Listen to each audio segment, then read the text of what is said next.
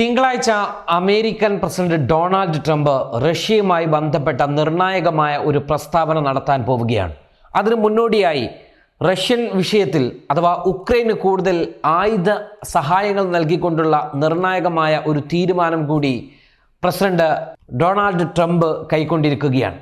Ukraine വിഷയത്തിൽ Donald Trump നേരത്തെ പറഞ്ഞതെല്ലാം വീണ്ടും വിഴുങ്ങുകയാണ്. ഉക്രൈന് ആയുധങ്ങൾ അമേരിക്ക നൽകില്ലെന്നും ഉക്രൈൻ അമേരിക്കയുടെ പണവും ആയുധവും കവർന്നെടുക്കുകയാണെന്നും ഉക്രൈൻ പ്രസിഡന്റ് സെലൻസ്കി മികച്ച വാങ്ങലുകാരനാണെന്നും ഒക്കെയുള്ള ട്രംപിന്റെ വാദങ്ങളെ ട്രംപ് തന്നെ അപ്രസക്തമാക്കുന്ന തരത്തിൽ ഉക്രൈനിന് കൂടുതൽ ആയുധങ്ങൾ നൽകാൻ ഇപ്പോൾ ട്രംപ് തയ്യാറെടുത്തിരിക്കുന്നു എന്ന വാർത്ത പുറത്തു വരികയാണ്.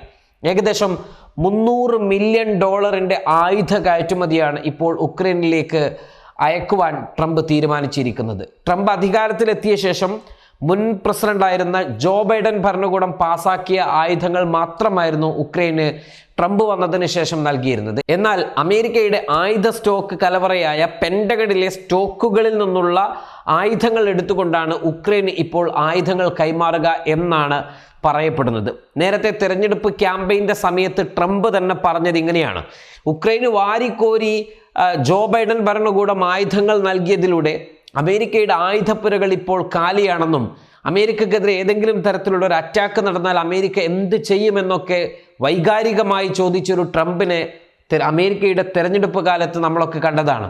ഇത്തരത്തിൽ സ്റ്റോക്ക് ചെയ്ത ആയുധങ്ങൾ ബൈഡൻ ഭരണകൂടം ഒരു നിയന്ത്രണവുമില്ലാതെ നൽകിക്കൊണ്ടിരിക്കുന്നു എന്നായിരുന്നു അദ്ദേഹത്തിൻ്റെ ആരോപണം.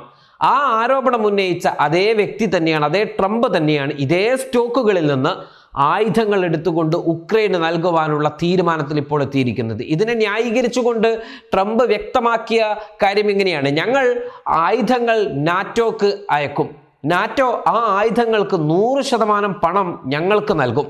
അതിനാൽ ഞങ്ങൾ ചെയ്യുന്നത് നാറ്റോക്ക് ആയുധങ്ങൾ നൽകുക മാത്രമാണ്.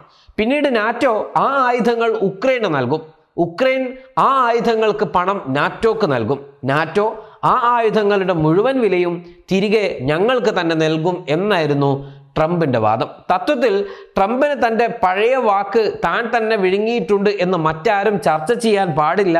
അതുകൊണ്ടാണ് കണ്ണടച്ച് പാല് കുടിക്കുന്ന പൂച്ചയെ പോലെ ഞാൻ നാറ്റോക്ക് നൽകും, അവർ ഉക്രൈന് നൽകും, നാറ്റോ എനിക്ക് പണം നൽകുമെന്നുമൊക്കെയുള്ള ന്യായം മുന്നോട്ട് വെക്കുന്നത്.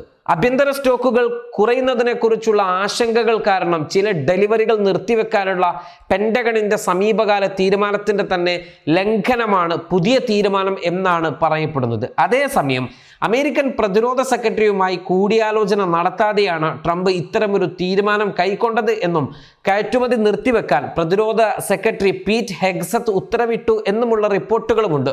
വിഷയത്തിൽ പ്രതിരോധ മന്ത്രാലയവും പ്രസിഡന്റും രണ്ടു തട്ടിലാണെന്നും അന്താരാഷ്ട്ര മാധ്യമങ്ങൾ വ്യക്തമാക്കുന്നുണ്ട്. എന്നാൽ ഈ ആഴ്ച തന്നെ ആയുധങ്ങൾ അയക്കും എന്നാണ് ട്രംപ് വ്യക്തമാക്കുന്നത്.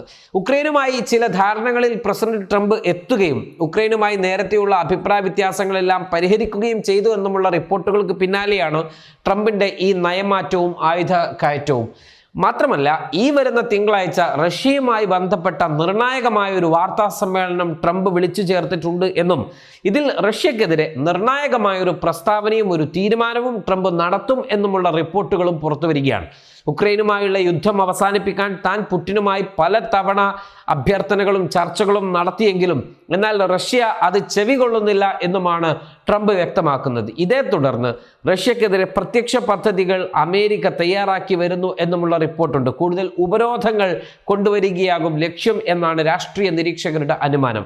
ഈ സാഹചര്യത്തിൽ ഉക്രൈനിയൻ സൈന്യത്തെ കൂടുതൽ ആയുധവൽക്കരിക്കുക മാത്രമാണ് ഏക പരിഹാരമെന്ന് അമേരിക്കയും നാറ്റോയും മനസ്സിലാക്കുന്നു. മാത്രമല്ല, നാറ്റോയുടെ സമ്മർദ്ദവും ഈ നാറ്റോയുമായി ചേർന്ന് പോകാത്തത് കൊണ്ട് നാറ്റോ രാജ്യങ്ങൾ അമേരിക്കക്കെതിരെ തിരിഞ്ഞതുമൊക്കെ ട്രംപിന് മേൽ ഇത്തരമൊരു തീരുമാനം കൈക്കൊള്ളാൻ കാരണമായി എന്നുമൊക്കെയാണ് പറയപ്പെടുന്നത്. മാത്രമല്ല, ഈ അടുത്ത കാലങ്ങളിൽ റഷ്യ ഉക്രൈന് മേൽ കൂടുതൽ ആക്രമണങ്ങൾ നടത്തുകയും വലിയ നാശനഷ്ടങ്ങൾ കീവിൽ വരുത്തിക്കൊണ്ടിരിക്കുകയും ചെയ്തതുമൊക്കെ വലിയ വാർത്തയാണ്. എന്നാൽ ഈ വിഷയത്തോട് റഷ്യ പ്രതികരിച്ചിട്ടില്ലെങ്കിലും നേരത്തെ ആയുധങ്ങൾ നൽകുന്നതുമായി ബന്ധപ്പെട്ട വിഷയത്തിലെ അവർ സ്വീകരിച്ച നിലപാട് ഉക്രൈന് ആരുടെയും ആയുധങ്ങൾ സ്വീകരിക്കുവാനുള്ള അവകാശമുണ്ട്, പക്ഷേ ഏത് രാജ്യത്തിൻ്റെ ആയുധമാണോ റഷ്യൻ മണ്ണിൽ പതിക്കുന്നത് ആ രാജ്യത്തോട് ഞങ്ങൾ യുദ്ധം പ്രഖ്യാപിക്കും, ഞങ്ങളുമായുള്ള സംഘർഷത്തിൽ ആ രാജ്യം നേരിട്ട് പങ്കാളിയായതായി റഷ്യ കണക്കാക്കും എന്നായിരുന്നു റഷ്യൻ പ്രസിഡന്റ് വ്ളാഡിമിർ പുടിൻ വ്യക്തമാക്കിയത്. waytonikah.com, the exclusive Muslim matrimonial site.